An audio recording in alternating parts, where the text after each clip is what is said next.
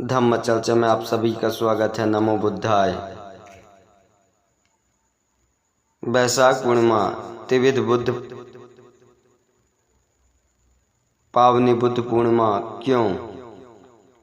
वैशाख माह की पूर्णिमा को बुद्ध पूर्णिमा कहते हैं। वैसे प्रचलन में इसे त्रिविध पावनी बुद्ध पूर्णिमा कहने की परंपरा है। त्रिविध पावनी का अर्थ होता है तीन रूपों में पावन।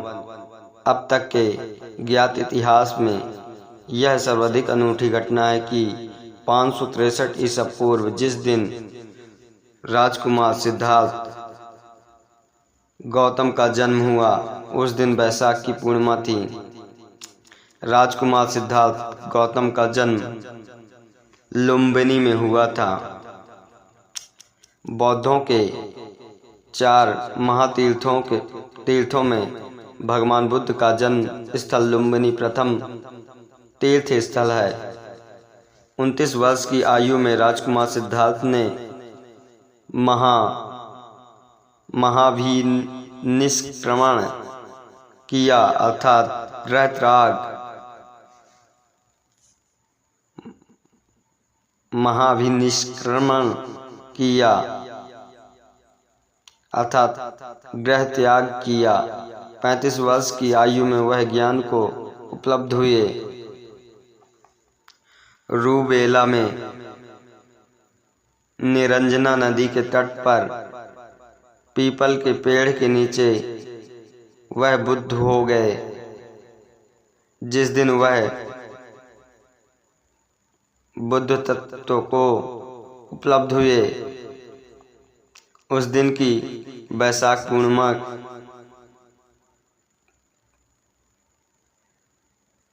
जिस दिन वह बुद्ध तत्व को प्राप्त हुए उस दिन भी वैशाख की पूर्णिमा थी। वह स्थान आज विश्व तीर्थ है जिसे बोध गया कहते हैं। पीपल के जिस पेड़ के नीचे वह बुद्ध तत्व को प्राप्त हुए उसे बोधि वृक्ष कहते हैं। सारी दुनिया से बौद्ध श्रद्धालु इस तीर्थ स्थल के दर्शन करने आते हैं। न केवल बौद्ध बल्कि अन्य धर्मावलंबियों के लिए भी बोध गया एक दार्शनिक पावन स्थल है। आने वाले जीवन में 45 वर्षों तक भगवान बुद्ध पूरे देश में चारिका करते हुए लोगों को ज्ञान देते रहें, उपदेश देते रहें। जन जन में मैत्री, करुणा, समता, बंधुता तथा ध्यान साधना विपश्यना का प्रचार करते रहे। लगभग 80 वर्ष की आयु में वे महापरिनिर्वाण को प्राप्त हुए। कुशीनारा में, जिसे अब कुशीनगर कहते हैं, जिस दिन वह महापरिनिर्वाण को प्राप्त हुए उस दिन भी वैशाख पूर्णिमा थी। कुशीनगर भी बौद्धों के 4 महातीर्थकरों में गणनीय है। इस प्रकार भगवान बुद्ध के जीवन की 3 घटनाएं, जन्म, बुद्धत्व प्राप्ति और महापरिनिर्वाण, एक ही तिथि को हुए। वैशाख पूर्णिमा को इस नाते बुद्ध पूर्णिमा को त्रिविध पावनी पूर्णिमा कहते हैं। हमारे लिए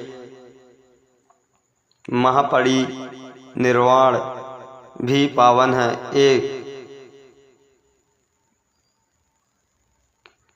एक बारीक बात और भी समझने जैसी है कि जन्म किसी का भी हो उसे पावन ही माना जाता है। और आम जन्म में भी जब किसी बच्चे का जन्म होता है तो बड़ा उत्साह मनाया जाता है। मंगल गीत गाए जाते हैं, बधाइयाँ दी जाती हैं।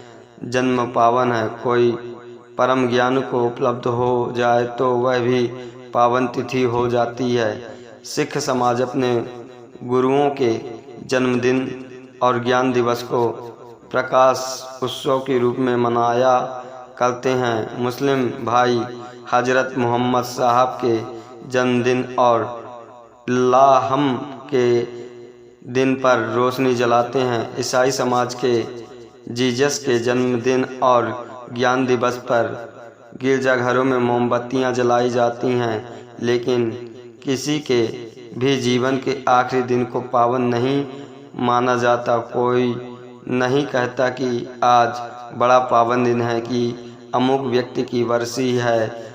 यूं औपचारिकतावश पुण्यतिथि कह देने की परंपरा सी है, लेकिन वास्तव में किसी के भी जीवन के आखिरी दिन को पावन तिथि नहीं माना जाता। सच तो यह है कि उस दिन लोग थोड़ा उदास और भावुक होते हैं, लेकिन भगवान बुद्ध के महापरिनिर्वाण के दिवस को भी 3 पावन तिथियों में से एक पावन तिथि माना गया है। कारण क्योंकि भगवान बुद्ध के जीवन की अंतिम तिथि को बौद्ध कभी मृत्यु नहीं कहते, बल्कि महापरिनिर्वाण कहते हैं। दरअसल हम जिस मृत्यु से वाकिफ हैं, हम जन्म के विपरीत एक घटना होती है। ज़्यादातर वह जन्म के विपरीत एक घटना होती है। ज़्यादातर धार्मिक और दार्शनिक मतों में मृत्यु के बाद पुनर्जन्म का सिद्धांत है। यहाँ तक कि इस्लाम और यहूदी मत में भी क़यामत के दिन रूहों के दोबारा जी उठने की मान्यता है। लेकिन भगवान बुद्ध के महापरिनिर्वाण को बौद्ध कभी मृत्यु नहीं कहते, बल्कि महापरिनिर्वाण कहते हैं, क्योंकि बुद्ध जिस अवस्था को उपलब्ध हुए हैं उसके बाद अब उसका जन्म नहीं होना। वह जन्म मृत्यु के चक्र को तोड़कर महापरिनिर्वाण को उपलब्ध हो गए। ऐसा प्रस्थान भी पावन होता है। इसलिए भगवान बुद्ध के महापरिनिर्वाण को भी 3 पावन तिथियों में से एक पावन तिथि माना गया है। लेखक रमेश गौतम, धम्म प्रचारक। भवतु सब्बमंगलम।